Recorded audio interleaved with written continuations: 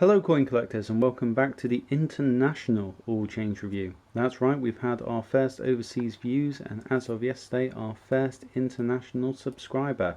Welcome! So, in tribute to this, today we're going to review our first international coin.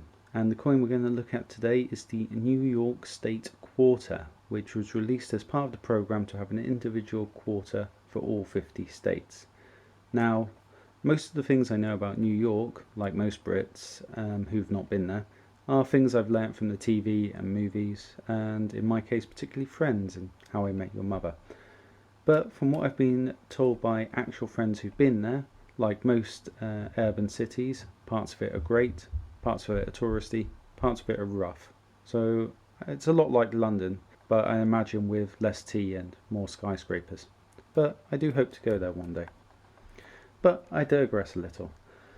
Let's bring it back to the coin itself and start by looking at the stats. It was released the 2nd of January 2001, and these quarters were released one roughly every 10 weeks for about 10 years. It has a diameter of 24.26 millimeters and a thickness of 1.75 millimeters, and it weighs 5.67 grams. It's made from cupronickel, but it's cupronickel clad, and as you can see, compared to the UK silver coins, it contains a much higher copper content. The edge is officially described as reeded, but is what we would know in the UK as milled, and there were 1,275,040,000 of these minted, which is high compared to the mintage figure of some of the other state coins. The reverse engraver, and I believe designer, was Alfred Miletsky, and the face is designed by John Flanagan, which is the same one that's been used since 1932.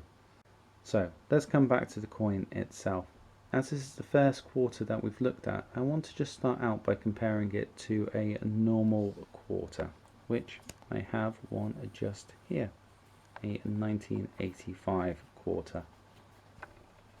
Let's just move these around. So, starting with the face side, you can see, as we already said, we've got George Washington by John Flanagan, and it's the same one that's been used since 1932. But you can see there are some major differences here. That was thanks to a special law that was put in place so that they could move around some of the mandatory inscriptions that needed to be on the American coins. So you can see here, Liberty has now been moved under George Washington's chin, where In God We Trust previously was, and that's been moved over from the left to the right.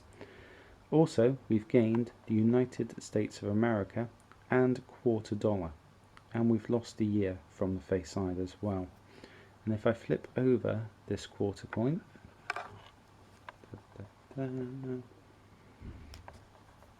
you can see that's where we've gained the actual United States of America and quarter dollar from.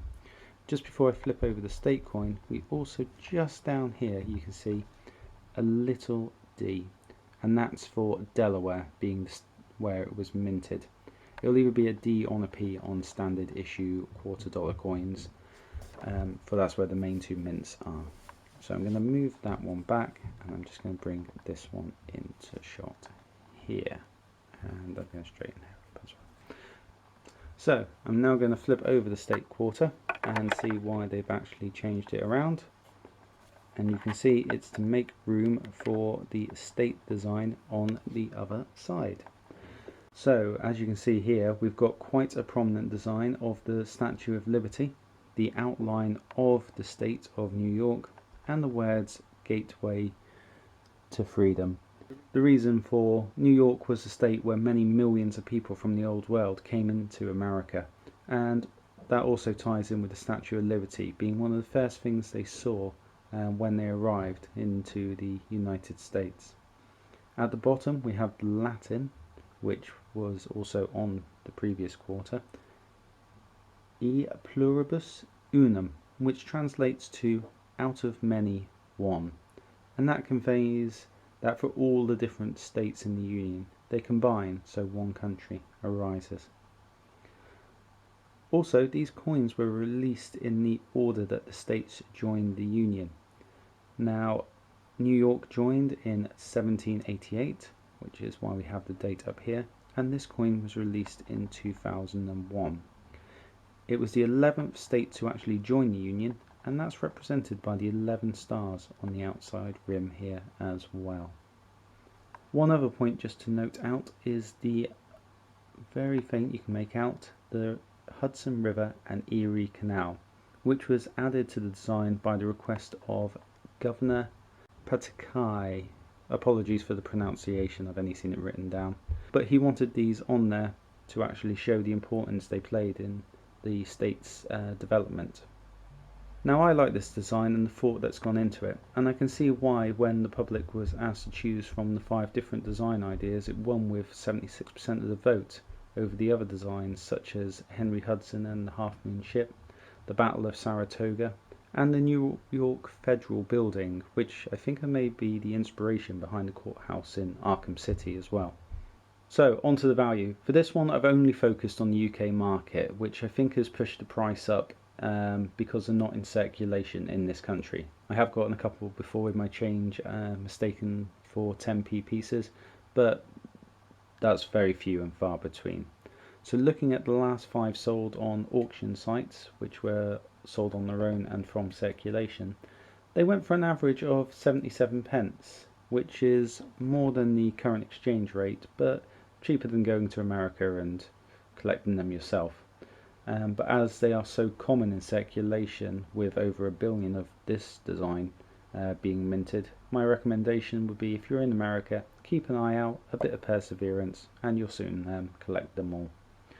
But if you're in the UK, what I would do is what I've done for the last few years, which is if you've got any friends or family going to America, just ask them very nicely and see if they can pick any up in circulation while they're there, and just pay them a sort of pre-agreed exchange rate when they get back. This one in particular I actually got from my brother when he won tickets and a trip to America to go to a music festival in Chicago.